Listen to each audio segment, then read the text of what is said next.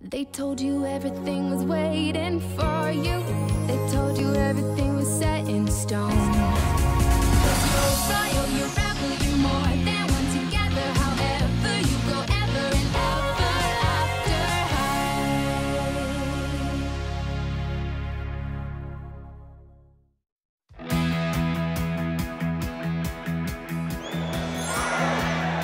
Да видим спортния дух на училището!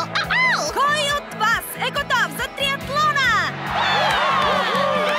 Вашите спортни екипи определено са най-добрите. Сидър, днес ще се фокусираме върху истинските най-добри. Ще направиш ли малко снимки за последната глава на годишника ни? Триатлонът е спортно събитие, с което приключва учебната година. Това е етап писта и щит.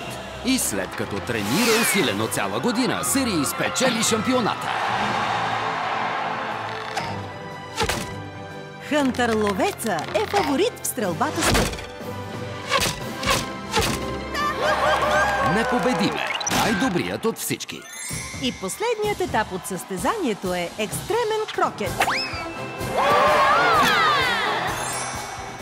Толкова съм щастлива, че решихме годишникът да съдържа най-съвършените И несъвършените моменти от годината. Ученици, време е да засадим нашите годишници от Ever After. Всички, които искат да присъстват на посяването на тази годишния книгожълъд, бързо към градината на завета. Завършваме с церемонията по засаждането на вълшебния жълъд. По традиция това се прави точно по пладне. Дайте ми, моля ви, жълъда. Епъл? Рейвън? Има ли проблем? Не. Няма проблем. Къде е жълъдът? Аз си мислех, че ти го взе. О, не! Останал е на трибуната. Имам една идея. В мене!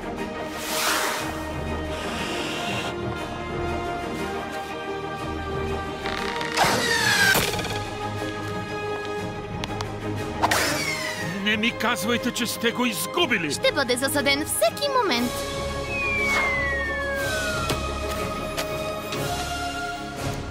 Перфектно!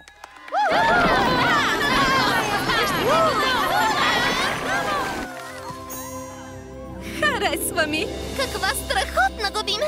Браво и на двамата редактори! Дано на бъдещите класове им хареса да четат годишника, колкото на нас ни хареса да го подготвим.